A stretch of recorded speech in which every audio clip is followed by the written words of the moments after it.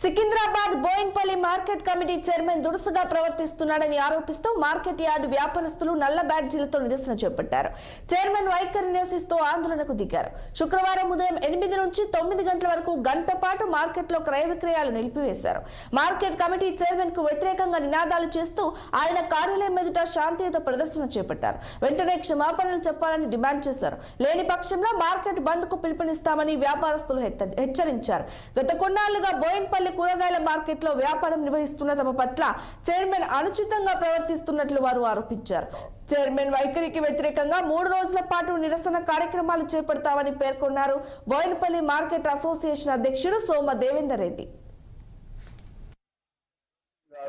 వాళ్ళు ఏమనుకుంటున్నాడు, ఆయన పైలవాన్ అనుకుంటున్నా ఏమనుకుంటా మాకు తెలుస్తలేదు. మేము వ్యాపారస్తులం. ఎప్పుడు కూడా వ్యాపారస్తుడు రైతుకు క్షేమం ఆలోచిస్తాడు. రైతు క్షేమంగా రావాలి, రైతు క్షేమంగా ఇంటికి పోవాలి, క్షేమంగా రైతుకు సరుకు అమ్మి ఇవ్వాలి, డబ్బులు ఇవ్వాలి. ఆలోచన మాకుంటే మొదటి పాయింట్. ఆ ఆలోచన ఫోకస్ చేస్తున్నాం తప్ప కానీ ఇలాంటి అరాచకాలు చైర్మన్ ఒకటి సత్తా ఉన్నా కూడా మేము చేస్తలేము. ఎందుకు చేస్తలేము? వ్యాపారస్తులం. మాకు వ్యాపారం ముఖ్యం.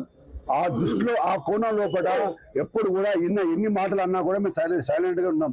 నిన్న మాత్రం మా నన్ను మొత్తం ఈ విధంగా దుర్భాషలాడి మనందరినీ మనోవేదన గురి చేసినాడు. మా అందరం కూడా మనోవేదన గురై చైర్మన్ గారి అగేన్స్ట్ గా డౌన్ అని చెప్పి చైర్మన్ వెళ్ళిపోయేదాకా మనం పోరాటం చేయాలి. ఈ యొక్క ఉధృతం జంటనగర్ ట్విన్ సిటీస్ మార్కెట్ లో కూడా తెలియపరిచినాము. ట్విన్ సిటీస్ ఏజెంట్స్ నేను ప్రెసిడెంట్, దానికి జనరల్ సెక్రటరీ మాణిక్పురం, గుడ్డి మల్కాపురతను ఈ అందరం కూడా మాట్లాడి ఒకరోజు బంద్ చేయడానికి నిర్ణయిస్తున్నాము. ఆ బంద్ కూడా రైతు క్షేమం కోసానికి రైతులతో సంప్రదించిన తర్వాతనే బంద్ అనే డేట్ నిర్ణయిస్తాము. ఈ చైర్మన్ గాని అరాచకాలు మానే వరకు అతన్ని తొలగించే వరకు మా పోరాటం ఆగదని చెప్పి మీ అందరి ముందట తెలియపరుస్తున్నాము. ఒక చైర్మన్ గారు